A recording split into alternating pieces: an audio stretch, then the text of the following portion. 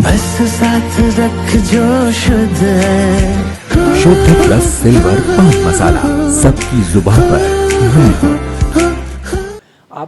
हम किसी भी देश में या किसी भी समाज में किसी शख्सियत की स्वीकृति को कैसे आंकते हैं?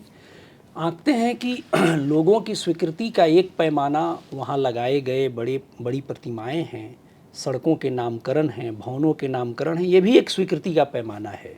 एक पैमाना जो दिखता है, प्रत्यक्ष सगुण पैमाना आप चाहें तो कह सकते हैं।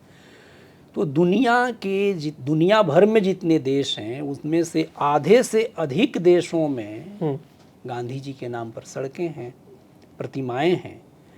इन सगुण पैमाना को हम छोड़ भी दें तो नस्ल भेद के खिलाफ लड़ने वाले नेल्सन मंडेला हों या मार्टिन लूथर किंग जूनियर हों या आज आंग सांग सुकी हों, दुनिया में कहीं भी किसी भी तरह की हिंसा का प्रतिकार करने वाला जो नेतृत्व है वो अपने आदर्श के तौर पर महात्मा गांधी को स्वीकार करता है। मैं आपको एक और बात कहना चाहता हूँ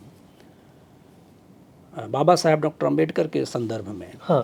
कि दरअसल इन दोनों व्यक्तित्वों को एक दूसरे से पृथक समझा जाता है, पर मुझे तो लगता है कि डॉक्टर अंबेडकर भी गांधी से बड़े हद तक उनके असर में हैं, प्रभाव में हैं, और गांधी भी डॉक्टर अंबेडकर के प्रभाव में कम से कम पूना पैक्ट के बाद तो हैं। दोनों एक दूसरे को बदल रहे थे, दोनों बदले थे।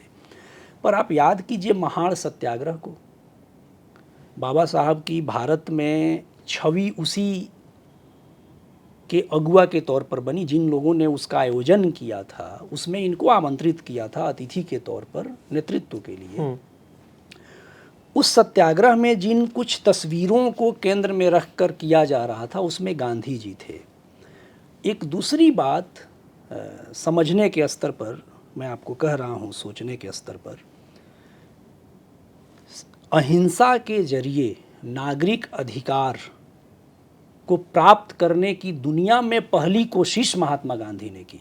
ये सिद्धांत उन्हीं के नाम से है, भले ही इसका कोई पेटेंट तो होना नहीं है, पर दुनिया भर के सोचने समझने वाले कोई भी व्यक्ति से पूछिए तो सत्याग्रह की कल्पना, जिसमें अहिंसा एक महत्वपूर्ण तत्व है नागरिक अधिकार के लिए, महात्मा गांधी ने इसकी इजाद की। डॉक्टर अंबेडकर आजीवन इसी मार्ग के राही बने रहे। उन्होंने जितनी नागरिक अधिकारों की बात की उसका टूल हमेशा अहिंसक सत्याग्रह का ही था।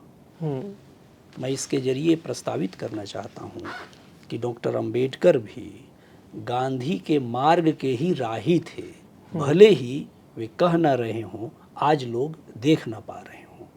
दुनिया में कहीं भी हम कैसे, मार्टिन लूथर किंग ने स्वीकार किया, जूनियर ने, या नेल्सन मंडेला ने स्वीकार कर लिया। जो स्वीकार नहीं भी करें और अहिंसक लड़ाई कर रहे हैं अपने हक के लिए, वो हथियार किसका अपना रहे हैं? महात्मा गांधी का है। तो इस हिसाब से आप देखेंगे तो पूरी दुनिया में कहीं भी जो हिंसा के खिलाफ प्रतिकार हो रहा है और अहिंसा की कार्रवाई हो रही है और सफलता मिल रही है, तो उसके पीछे इतिहास में एक व्यक्ति दिखता है जिससे लोग प्रेरणा पाते रहे हैं। वो एक प्रेरणापुंज के तौर पर है। शायद स्टीव जॉब्स भी कहा जाता है कि वो भी प्रेरित हुए थे काफी। अभी हाँ। तो माने ये लोग तो भौतिक क्षेत्रों के बड़े सफल लोग हैं, और इन लोगों ने भी उनसे कुछ कुछ तत्वों को ग्रहण किया है, इसलिए हम इनका नाम जान रहे हैं।